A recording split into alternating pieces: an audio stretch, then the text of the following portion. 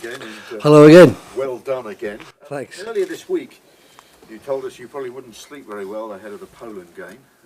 Did you sleep well last night, and did you dream of Brazil? No, I didn't.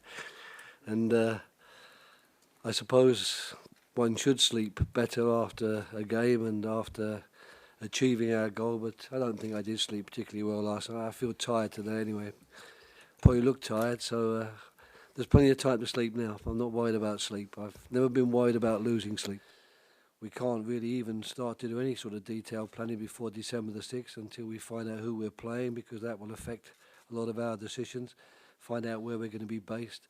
And I'm fortunate that, with the FA, they've got such a lot of experience at tournaments and travel, our logistics people, Michelle Fowler, Adrian Berrington, they know so much that really all I have to do, I think, is sit back and ask a few pertinent questions. They'll give me the answers.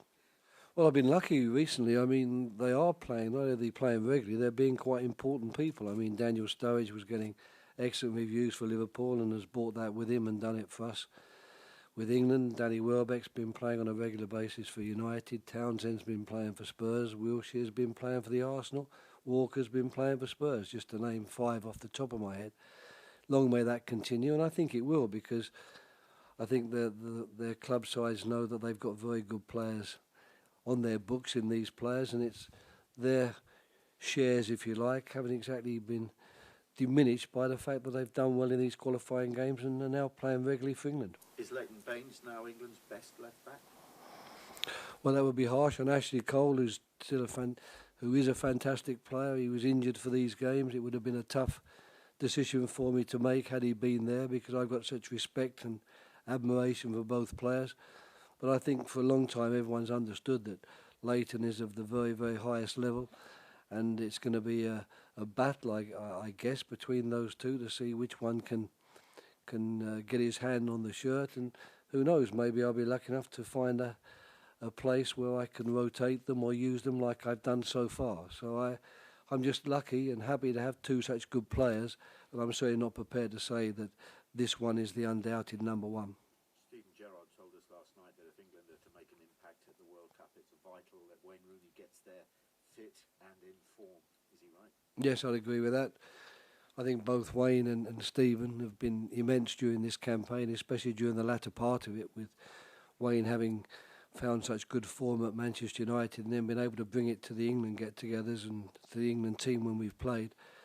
There's no doubt that young players, they're very exciting. They're our future. I think they're going to be cogs, if you like, in the wheel, important cogs in the wheel when we move on after this World Cup. But success in the actual tournament itself, this close to the tournament, we're going to need the Gerrards, we're going to need the Lampards, the Rooneys, the Coles, all of these guys, because the young players feed off them. I mean, both games were tense because there was only one result possible. There was no safety net. We had to win. If we don't win, we don't qualify, basically.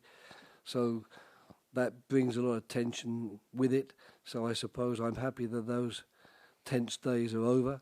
I'm certainly very, very excited about the World Cup and going to Brazil with an England team. I think the whole nation's excited by it. And I believe we'll give a very good account of ourselves there. I'd like to think that people will come away from the World Cup enjoying what they've seen us do as a team, and certainly everything in our power will be to produce that performance, if you like, which will have people saying it was a great World Cup and England did their bit. He's got a fantastic quality, Stephen, that I talk a lot and don't often say things that are particularly memorable, and he speaks very little, and every time he opens his mouth he says something which I think I wish I'd have said that. That's one great quality. I think his other great quality is that he leads by example. You know, he really does lead by example. When I called him up when I got the job and I said, listen, you know, I'd like you to be the captain, I remember then he said, you know, well, that's terrific. You know, I'd like to be captain and I'll take it very seriously and I'll do my best to help you wherever I can. That's exactly what he's delivered for me over these last 18 months. And I think everyone looks up to Stephen because he's such a good player and he doesn't have to scream or shout. All he has to do is to do what he does on the football field and he's very, very supportive of all the players. He encourages them, he urges them on, and he's more vocal with them maybe than people will see, 'cause he's not a screamer and shouter, but he does talk a lot to the players, both on and off the field. I think that he, perhaps more than anyone, should be really proud of this World Cup campaign, qualifying campaign we've had, and I think that he's going to be desperate to make certain that when he leaves Brazil, he's going to leave behind not only the memories of a good qualifying campaign, but the memories of a good World Cup campaign. So I can't speak highly enough of him.